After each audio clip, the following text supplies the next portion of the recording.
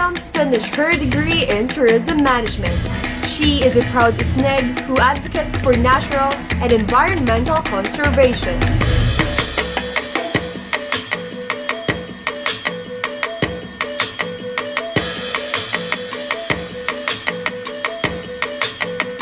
All eyes for Miss Adams.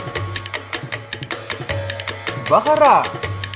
The tallest among all the ladies for this year's Miss Ilocos Norte, Kim is 19 years of age, taking a Bachelor of Science in Nursing.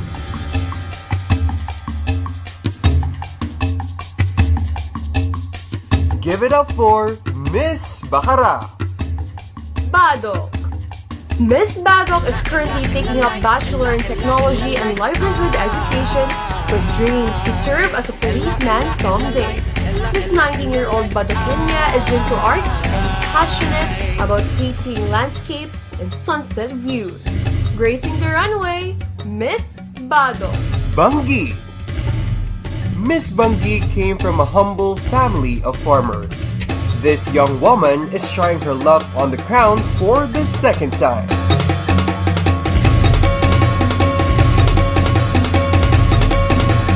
Keep your eye on the prize, Miss Banggi. Banna. Miss Banna is a contemporary dancer and an athlete. She loves to play volleyball or watch horror movies during her free time.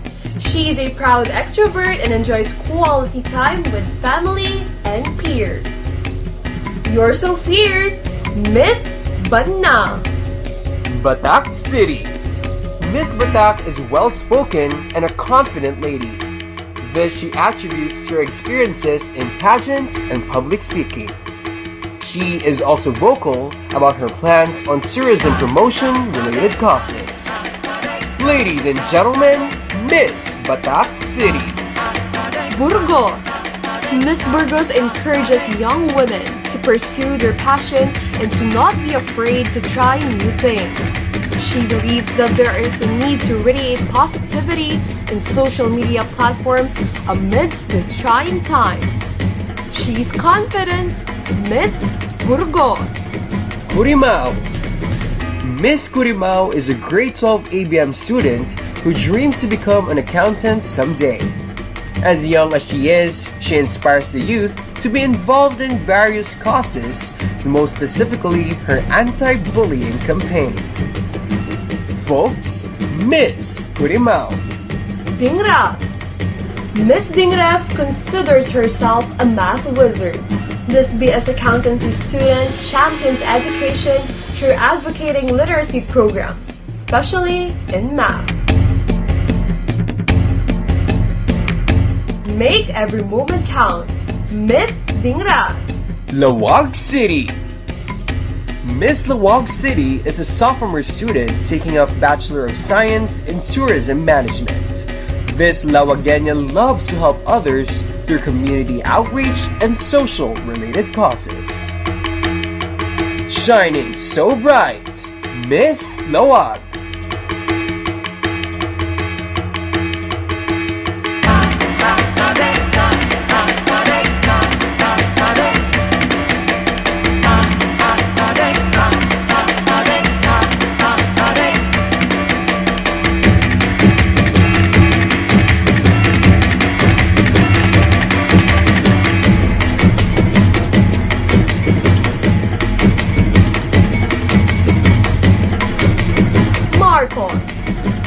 Miss Marcos started to bake and sell cookies for a cause while on the pandemic. All proceeds were used to buy food for the frontliners.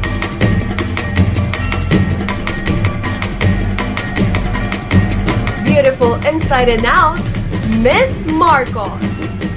Nueva Era. This Tingyan beauty advocates for culture preservation through educating the youth about the importance of traditional dances. She believes that technology can be of great key in promoting our heritage. Loud and proud, Miss Nueva Era. Pagudpod. This young accomplished woman graduated valedictorian in her elementary years. Now in high school, she continues to impress others by joining different competitions, both local and national. Yes, she's bright, Miss Pagudpod. Pawai. Miss Pawai is a passionate makeup artist and a budding YouTuber. This college student is currently taking up Bachelor of Science in Physical Therapy. She is such a delight, Miss Pawai. Pasuki. Miss Pasukin campaigns mental health awareness and organized programs against anxiety and depression. She believes that listening without judgment can help the youth in battling this problem more than the pandemic. Miss Pasuki. Pidig. Miss Pidig is a grade 12 student taking up the ABM strand and dreams to become a flight attendant traveling countries someday. This young Ilocano woman strongly advocates for gender equality. You go far, Miss Pidig. Pinili. Miss Pinili works as a technical assistant in a hospital in the province. This bubbly young lady is taking up her master's in public administration. Sure she's smart, Miss Pinili. San Nicolas. Miss San Nicolas juggles her studies and career perfectly well, given that she owns her own business at a young age. She is an entrepreneur who values hard work and perseverance. Work your way to the top, Miss San Nicolas. Solsona. Miss Solsona is well-spoken, gracing various occasions as an event host and a public speaker. She grew up joining oratorical competitions and other related disciplines. Walk the talk, Miss Solsona. Vintar. Miss Vintar dreams to compete in a national pageant and to work as an ambassador for culture. At 17, she is the youngest candidate for this year's Miss Ilocos Norte. All eyes for Miss Vintar.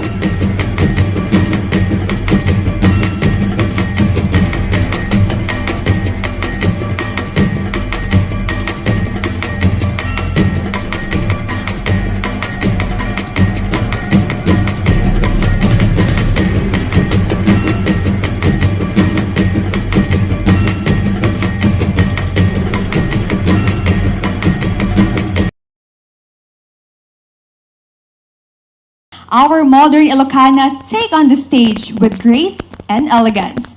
This year, the evening gowns of all our ladies were designed and created by Ilocano creatives. Say odd by our stunning Ilocana in the Miss Ilocos Norte 2021 Evening Gown Terno Competition.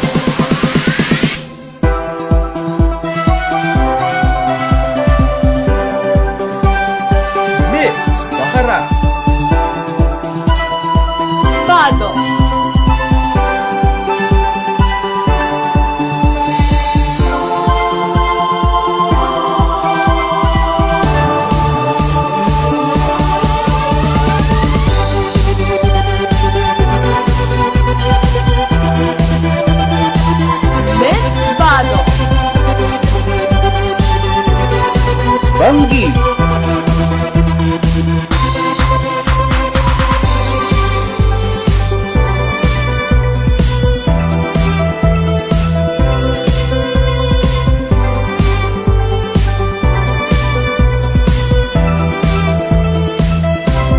Miss Bangi.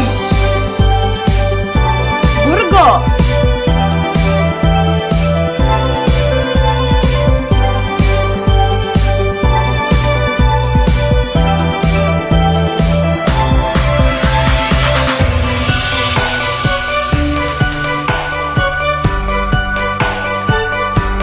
Miss Burgos. Currimao.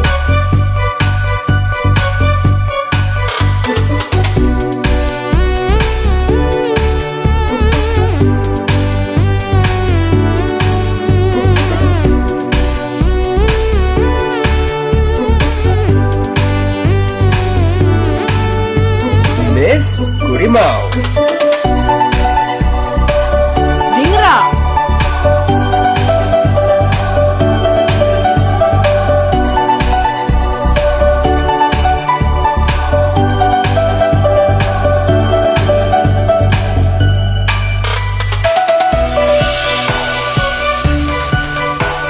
Miss Dingra.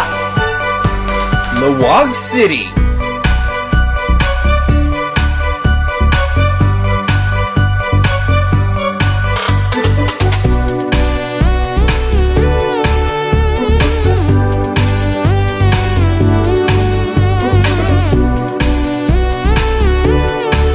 Miss Lawag City. Nueva Era.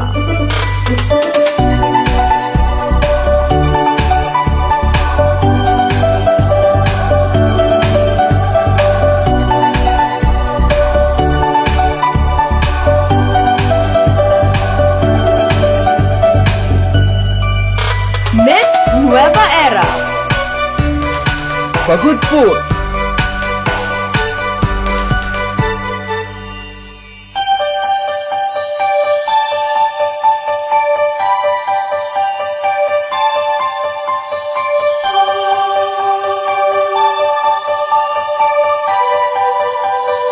Miss Pagudpud. Pasukin.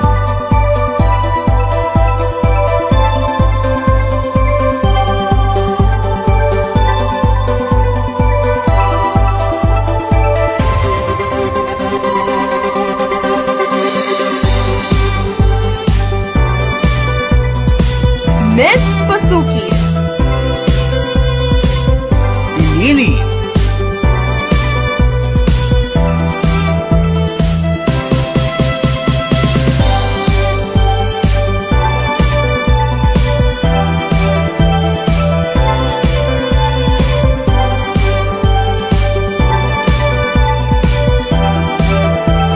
Miss Pinili. San Nicolas.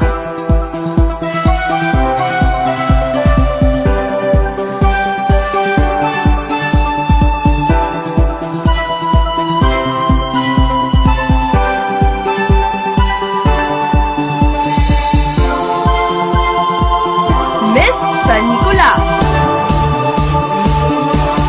Vintas.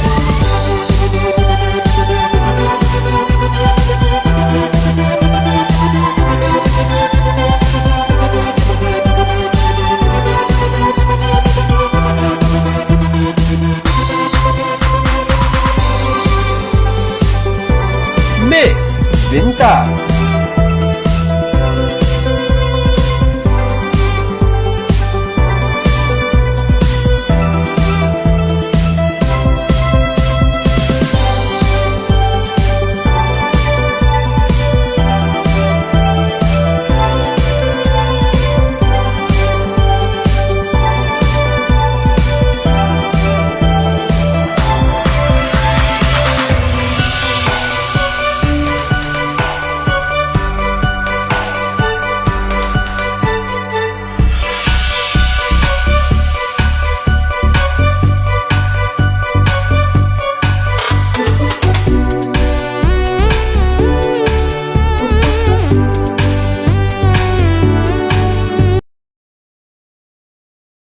ready? In random order, here are the judges' top 5 finalists. The first finalist with a chance to be Miss Ilocos Norte 2021 is Miss Vintar.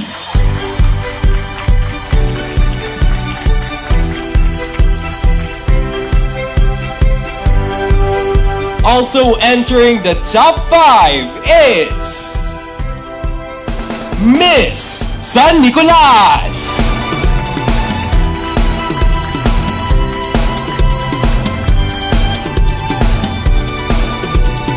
The next candidate to move forward in the competition is Miss Nueva Era.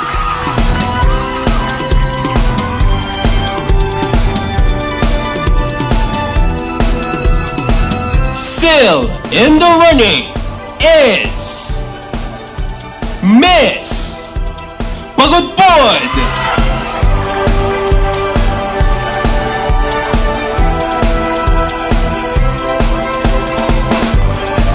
Ladies and gentlemen, our final contestant in the top 5 is Miss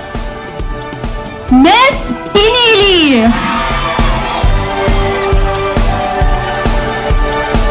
Congratulations to our top 5. Let's give them a hand, ladies and gentlemen. And to our remaining ladies, let us give them a round of applause for doing such an amazing job. It's so hard to be. Ladies, now comes the difficult part, because one last hurdle stands between you and the crown. Let's continue the competition with our final question and answer round. Before we start, let us inform everyone in our top 5 that each finalist will only have 1 minute to answer a common question which will be asked by our panel's chair.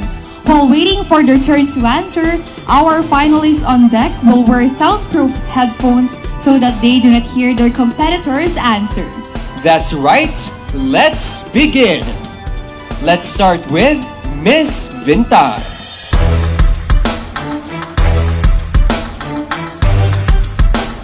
Good evening, Miss Vintar. Your question will come from the chair of the Board of Judges. Good evening, Ms. Vintar. Good evening, ma'am. Your question is, if you knew you were a strong contender in this competition and suddenly found out that you were positive with COVID-19, would you keep this a secret just to stand on stage today and probably win the crown? Or would you tell the organizers and lose the opportunity to win Miss Ilocos Norte this year? Naibagngal daw ka, Ilian, and thank you for that question, ma'am. Without a second thought, I will certainly inform the pageant organizers that I am currently experiencing COVID-19 symptoms. Because I believe that a true Miss Ilocos Norte is selfless and always thinks about the welfare of her ka-Ilians.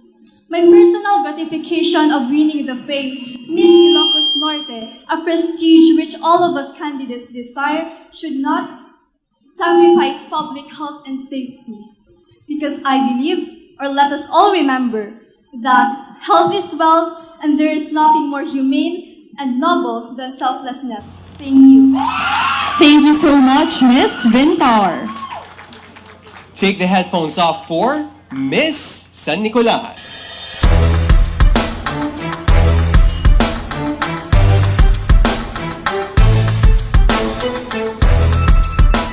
Good evening, Miss San Nicolas. Good evening. Your question will come from the chair of the panel of judges. Hello and good evening, Ms. Nicolas. Good evening, ma'am. My question for you is, if you knew you were a strong contender in this competition and found out that you got COVID-19, would you tell the pageant organizers? Or would you hide it? Thank you for the wonderful question. As a Miss Ilocos Norte, I am here to be a voice, to be an influence.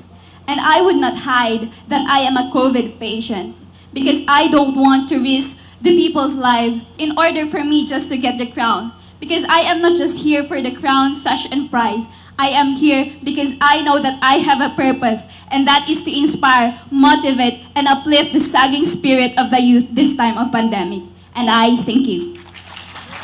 Thank you so much, Miss San Nicolas. Take the headphones off for Miss Nueva Era.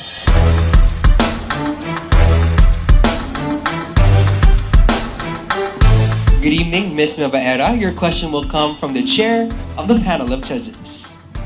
Hello, good evening. Good evening. My question for you is, if you knew you were a strong contender in this competition and suddenly discovered that you were positive with COVID-19, would you keep this information from the organizers just to be standing here tonight? Or will you admit it and possibly lose the crown or the opportunity to win Miss Ilocos Norte?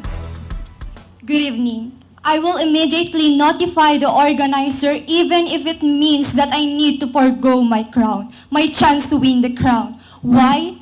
Because this is the least that I can do to save lives, to save my fellow candidates and Ilocanos. And I could sleep calmly at nights knowing that I was part of the solution rather than complicating the problem. And may I just take this opportunity that as I stand here in front of you, I am a symbol of hope, and even without the crown, I did what a Miss Ilocos Norte should do. After all, I am a woman of the North, empowered to conquer greater heights. Agyamanak! Thank you, Miss Nueva Era. Take the headphones off for Miss Pagudpud.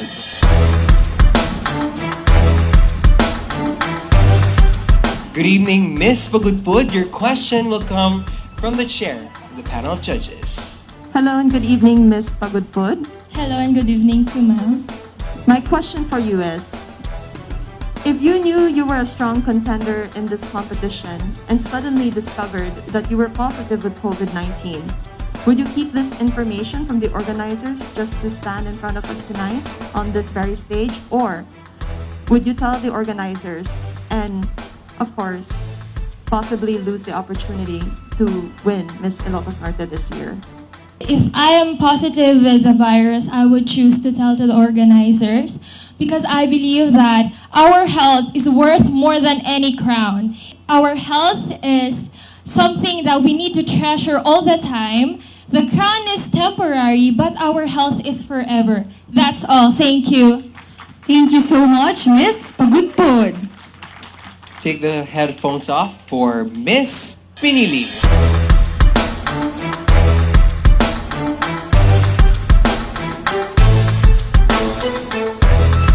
Your question will come from the Board of Judges.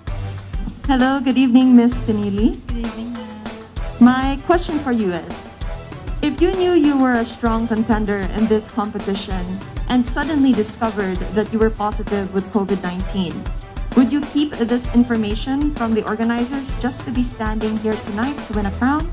Or will you tell the organizers and surely lose the crown of Miss Ilocos Norte this year?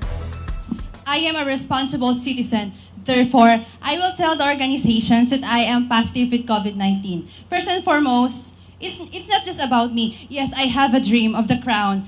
Me and my mama and my family dream of this, but the people around me, they also have their family that they treasure all their lives. So I wouldn't want to be the cause of a bigger problem. So definitely, I will tell the organizations that I am positive.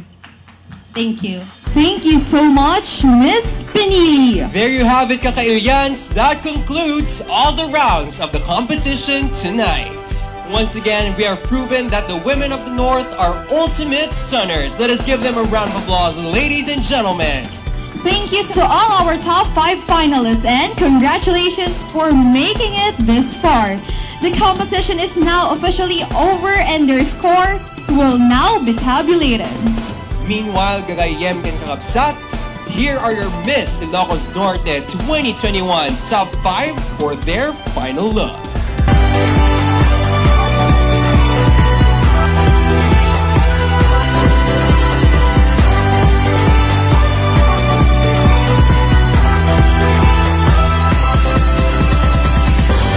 Hintay tuloy-tuloy apasantaken dagitoy akinabak ng tayo. Itakin iti agnanayon, intay pasingkedan ti kinatanok ni Ilocano. Get ready for the announcement of winners of Miss Ilocos Norte 2021. Competition. I know you guys can't wait any longer. Assisting us in the awarding of our runners-up are past title holders and members of the Ilocos Navakla. We shall begin with our fourth runner-up. Our fourth runner-up will be receiving 10,000 cash prize, Sirmata Provincial Learner Scholarship Grant, Globe Home Prepaid Wi-Fi, and 1,000 worth of Share Tea gift certificate. Our fourth runner-up goes to Miss San Nicolas.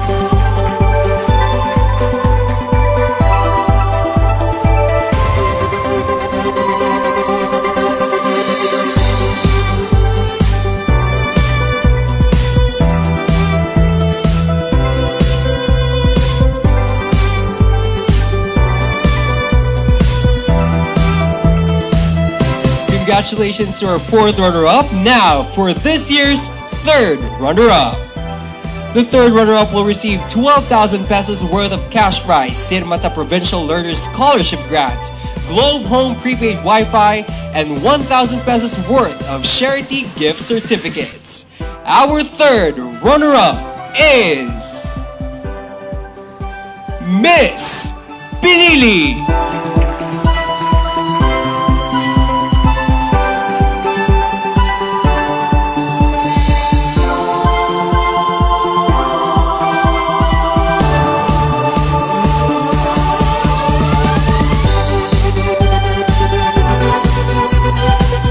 The second runner-up.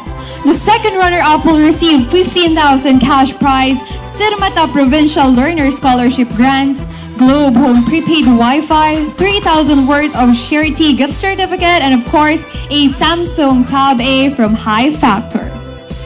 Our second runner-up is Miss Vintar.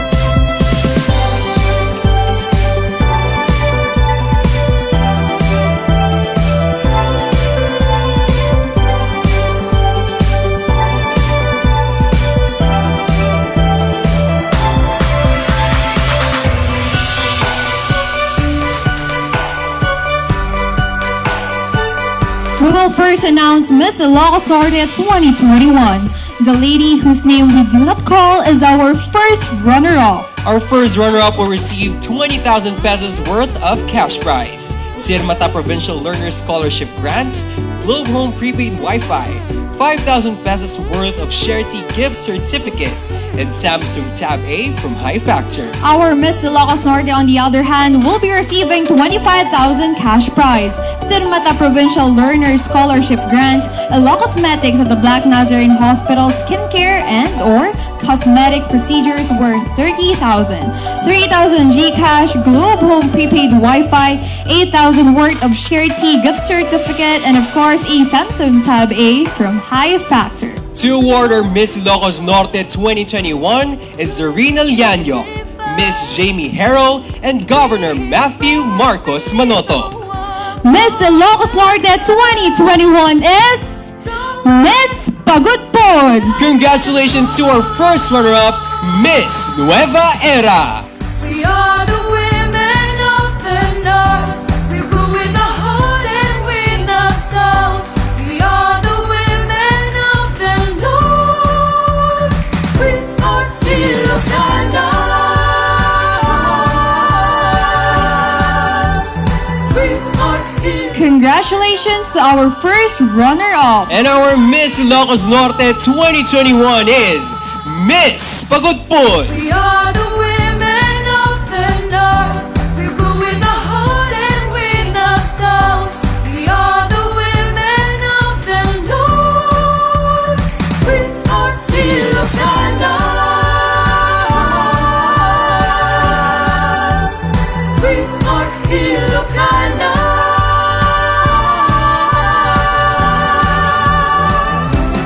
We are the women of the North. We rule with the